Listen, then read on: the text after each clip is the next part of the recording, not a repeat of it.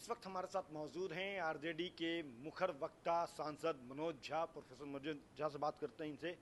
मनोज जी, प्रधानमंत्री ने कहा है कि अब की बार 400 पार, बिहार के 40 सीट हम जीतेंगे।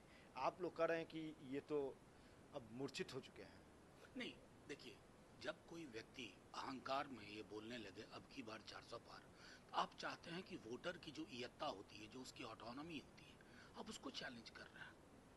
400 पार, और अभी 2 चरण के बाद नहीं बोल रहे हैं। मैं आपको, आप डेटा चेक कर लीजिए। 2 चरण के बाद प्रधानमंत्री जी ने अब की बार 400 पार बोलना बंद कर दिया है। 40 सीट जीतेंगे बिहार से, ये कर रहे हैं। अगर 40 सीट जीतने का दावा कोई ऐसे करे तो आप यकीन मानिए कि उन्होंने मशीन के साथ ही खेल कर दिया। बिहार तो आप भी घूम रहे हैं, बिहार हम भी घूम रहे हैं, हमें भी पता है कांटे की टक्कर है, और हम फर्स्ट फेज सेकंड फेज में अपर हैंड पे हैं।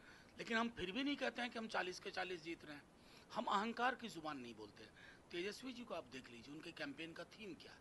नौकरी, स्वास्थ्य, महिलाओं का आर्थिक सबलीकरण, अग्निवीर, रेलवे की भर्ती, स्कीम वर्कर्स, ये सारे मुद्दे न होते जन सरोकार के, प्रधानमंत्री जी और उनकी पूरी टीम चुप रहती है। चुनाव तो दुनिया में कहीं भी आर्थिक मामलों पे होते हैं, सामाजिक सौहार्द पे होते हैं, एक ऐसे दृष्टिकोण पे होते हैं जैसे सबका भला हो।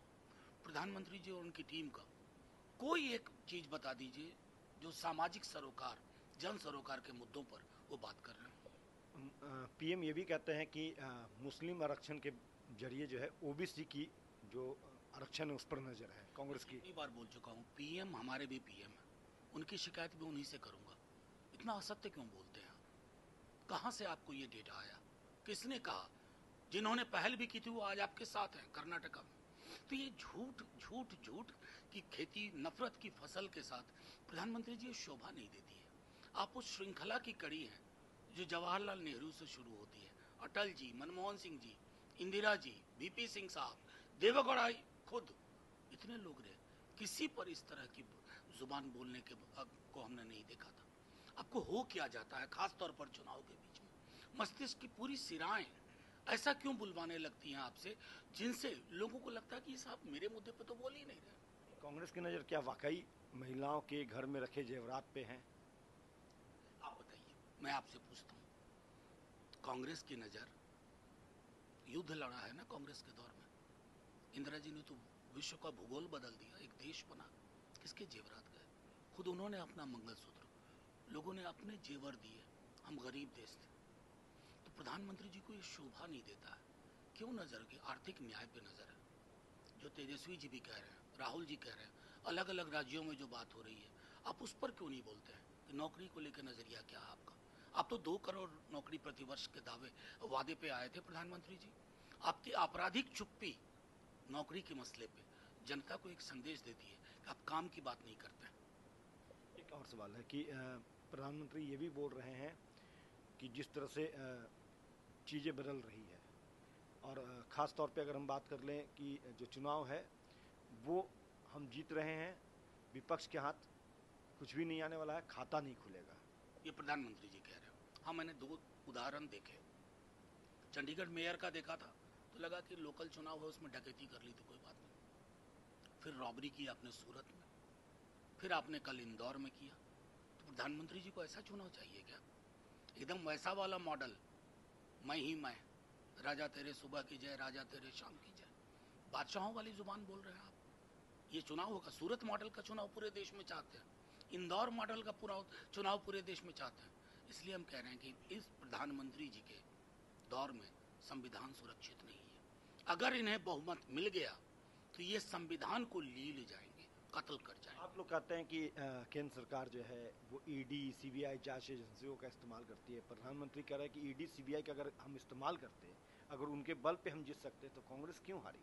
कांग्रेस के समय में भी तो ईडी सीबीआई उन्हीं के समय में खड़ी हुई एजेंसियां हैं। कांग्रेस बड़ी मूर्ख पार्टी निकली, इनकी तरह नहीं किया ना। ईडी सीबीआई आईटी तीनों को मिला करके अब दबिश बनाओ। इलेक्टोरल बॉन्ड पे सुप्रीम कोर्ट ने क्या कहा? प्रधानमंत्री जी को अभी कह रहे थे ना, वो ईवीएम वाले मामले में तमाचा लगा विपक्ष को। उस बार किसको तमाचा लगा? जब ईवीएम में आपका भ्रष्टाचार पकड़ा गया, ईडी से दबिश करवाई, 3 दिन के अंदर जिस बंदे पर दबिश हुई उसने इलेक्ट्रल बॉन्ड खरीदा, बॉन्ड गया कहाँ? आपकी जेब में। ये क्या है? कांग्रेस ने मूर्खता की ना। इमरजेंसी भी कांग्रेस ने लगा दी थी संवैधानिक प्रावधान का उपयोग करते हुए। इनको उसकी जरूरत ही नहीं है, बिना लगाए इमरजेंसी कर देंगे। दबिश बना करके ईडी, आईटी, सीबीआई से 2 मुख्यमंत्री जेल में। इमरजेंसी के बाद जब देश में आम चुनाव हुए, सब लोग जेल से छोड़ दिए गए थे। प्रधानमंत्री जी को आईना रखना चाहिए, छोटा वाला कम से कम। आईना जेब में रखेंगे ना तो बीच बीच में देखने की आदत रहेगी। एक आखिरी सवाल, अमित शाह ये कह रहे हैं कि अगर गलती से कांग्रेस जीत गई, इंडिया अलायंस जीत गया, तो हर साल प्रधानमंत्री बदलेंगे। कितने प्रधानमंत्री होंगे? प्रधानमंत्री तय नहीं हुआ अभी तक आपके तरफ से। अमित शाह जी की हताशा का मैं जवाब सिर्फ इस बात से दे सकता हूँ कि आप बिहार में ये भाषण दे रहे थे अलग अलग राज्यों में।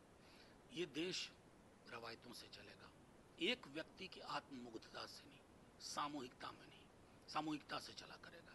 आप लोग एक व्यक्ति को केंद्र में रख करके राजनीति कर रहे हैं, वो तानाशाही प्रवृत्ति को जन्म देता है। ये देश चलेगा सिर्फ इस किताब से।